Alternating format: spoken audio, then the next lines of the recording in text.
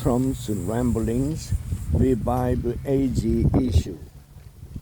His speeches are darker and angrier, which could be a sign of cognitive decline. Former President Donald J. Trump vividly recounted how the audience at his climatic debate with Vice President Kamala Harris was on his side, except that there was no audience. The debate was held in an empty hall. No one went crazy, as Mr. Trump put it, because no one was there.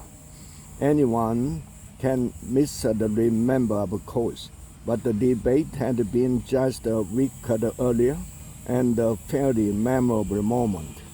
And it was hardly the only time Mr. Trump had seemed confused, forgetful, incoherent, or disconnected from reality lately. In fact, it happened so often these days that it no longer even generates much attention. He rambles, he repeats himself, he roams from thought to thought, some of them hard to understand, some of them unfinished, some of them factually fantastical. He digressed into bizarre tangent about golf, about sharks, about his own beautiful body. He relished a great day in Louisiana after spending the day in Georgia. He expressed fear that North Korea is trying to kill me, when it presumably means Iran. As late as last month, Mr. Trump was still speaking as if he were running against President Biden, five weeks after his withdrawal from the race. With Mr. Biden out, Mr. Trump, at 78, is now the oldest major party nominee for president in history, and he would be the oldest president ever if he wins and finishes another term at 82.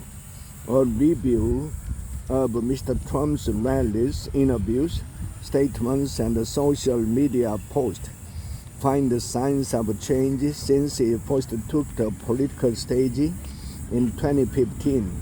He has always been discursive and has often been untethered to truth, but with the passage of time, his speeches have grown darker, longer, angrier, less focused, more profane, and increasingly fixated on the past.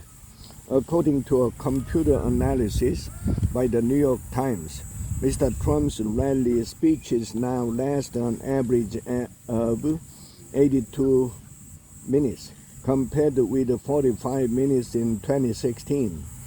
Proportionately, he used 13% more all or nothing terms, such as always and never, than he did 8 years ago, which some experts consider a sign of advancing age. Similarly, he used 32% more negative words than positive words now, compared with 21% in 2016, which can be another indicator of cognitive change. And the use of the swear was 69% more open than he did when he first ran.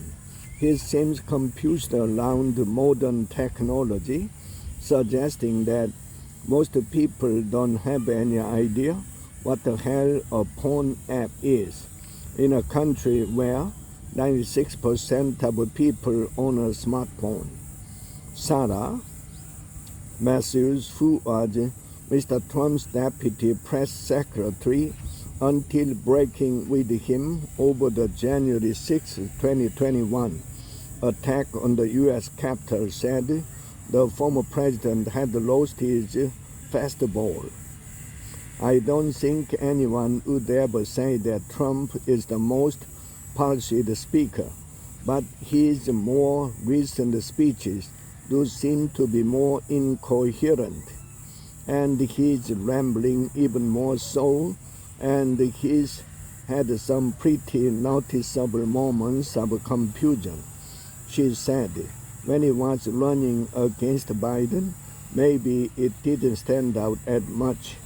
Mr. Trump dismissed concerns and says that he has passed cognitive test.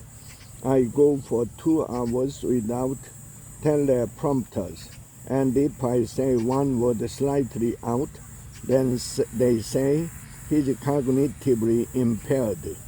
He complained at a recent rally. He calls his Mandarin style the weave and asserts that it is an intentional and brilliant communication strategy.